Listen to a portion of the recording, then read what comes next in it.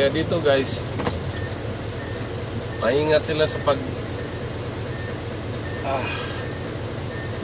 hire ng mga driver guys.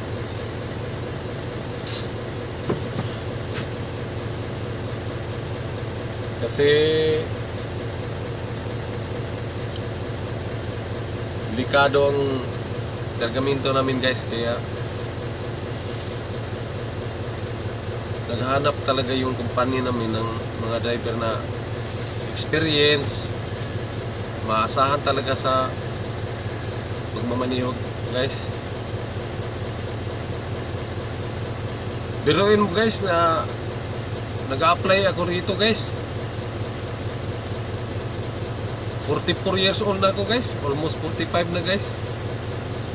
Pero yung mga bata pa na nag-apply dito sa company nito guys, hindi sila natanggap guys kasi kulang ang kanilang experience. Saka nababahala sila guys kung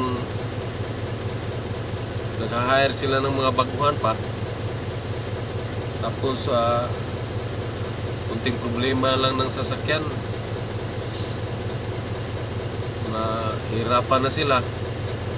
Hindi kasi ito pwede itong kargamento namin guys na may standby ito sa mga tabi-tabi ng daan guys, kasi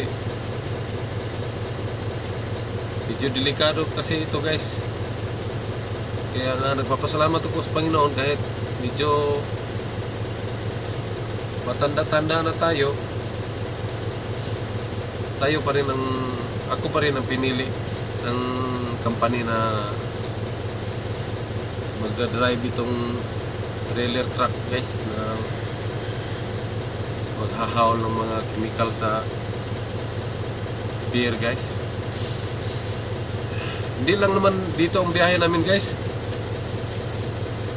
minsan biyahe din kami doon sa Leyte at saka Bacolod. Kaya sana makabalik ako doon guys, kasi gusto kong, sayang talaga guys, nung nagbabiyahe pa ako doon guys, hindi ko naisipan mag-vlog guys. Ngayon ko lang naisipan talaga guys, nung gilawan ang college ko guys. Kasi sobrang mahal ang tuition ngayon guys. Kaya naisipan ko na lang na gagawa ng istorya ng buhay ko rito guys. Sana po magugustuhan ng mga viewers ko. Sa lahat naman ng ginagawa natin guys, hindi naman talaga lahat ma-appreciate ng tao guys, pero hayaan na lang natin yung hindi naka-appreciate, i-respeto na rin natin sila guys, kasi opinion nila po yun guys. Hindi natin masisisi ang tao.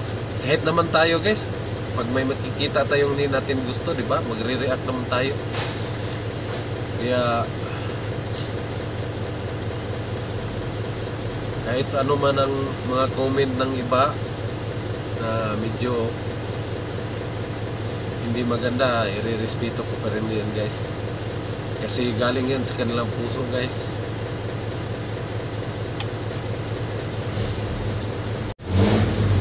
Dito pala ako pwesto sa unahan itong tanker guys, oh. Inintay ko itong lumabas guys. Kung nakikita yung likod guys, oh. May sticker yan guys na may nakalagay na corrosive. Ibig sabihin yan guys, nakakapaso yan guys. Kaya kung may makita kayong mga sign na ganyan guys, makabili kayo ng mga, o makakita man kayo ng mga bote o kahit anong bagay na merong sign na ganyan guys, medyo mag-ingat kayo guys, kasi yan ang babala na nakakapaso yan guys.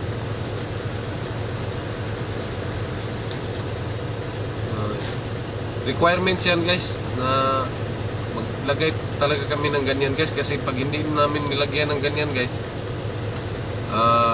medyo violation na yan guys. Mayroon na kaming mga pananagutan in terms sa environment guys. Yung kalaban namin yan guys, yun ang mga kuan guys, taga DNR guys. Kaya obedient kami talaga sa mga rules and regulations ng mga DNR guys. Hindi kami kung ano man ang ini-implement ng DNR, ginagawa talaga namin guys to protect din sa kumpanya namin guys.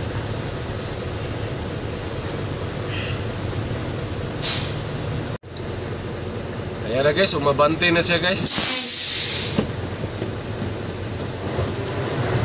Umabante din ako guys.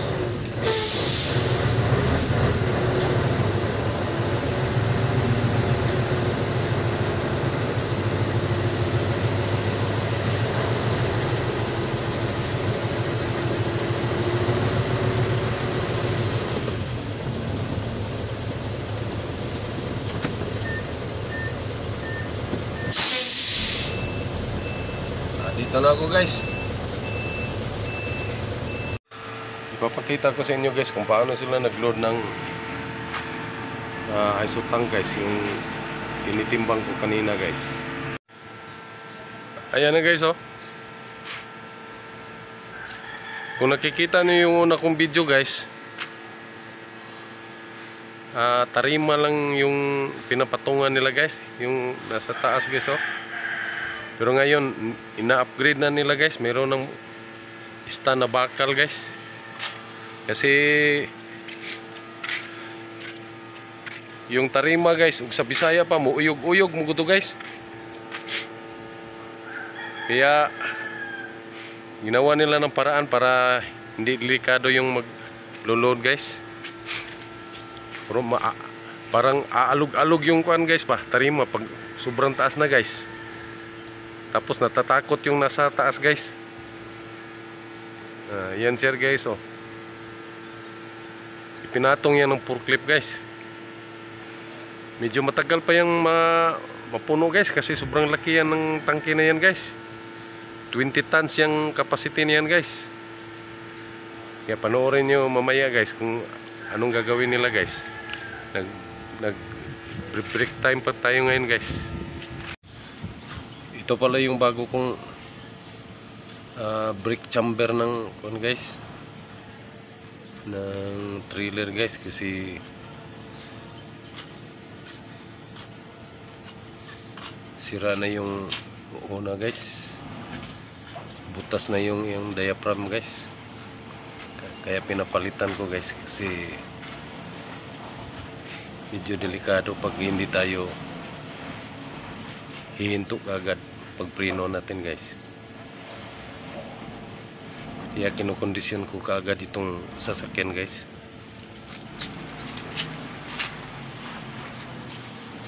Ito po lang isotang namin guys, may nakakabit na fire extinguisher guys.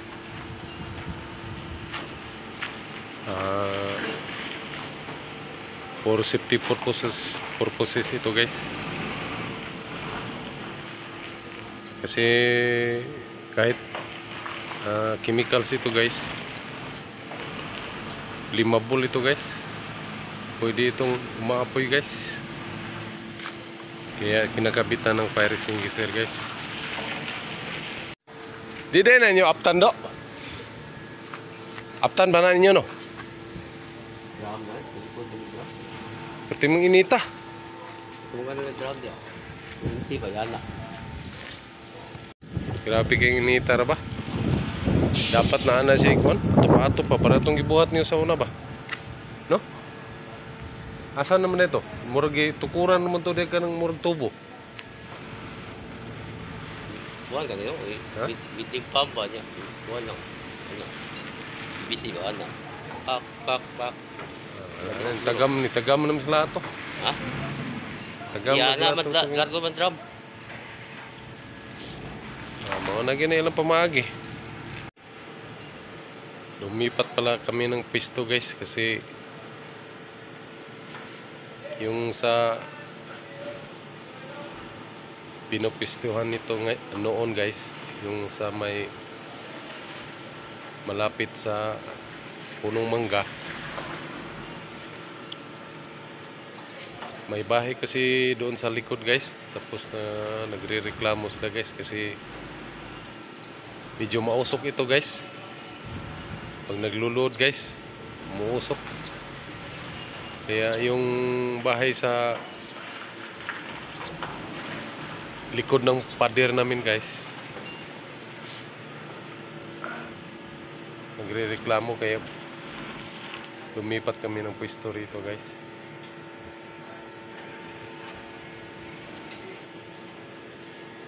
Habang inaayos pa yung kuan guys, pinagawan kasi namin ng aming kampanya guys, yung pader ini-extend guys, pinataas talaga guys, para hindi magrereklamo yung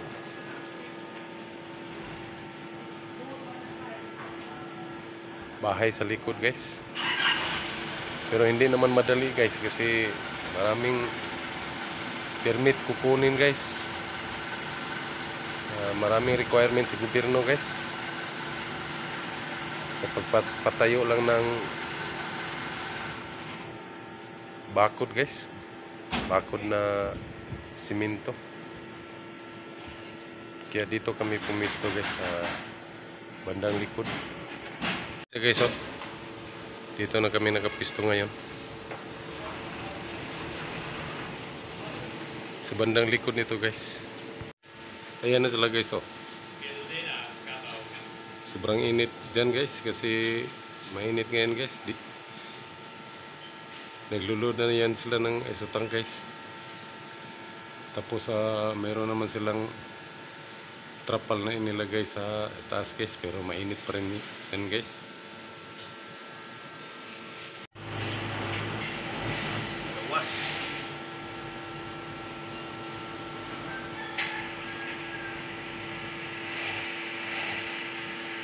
And yourself.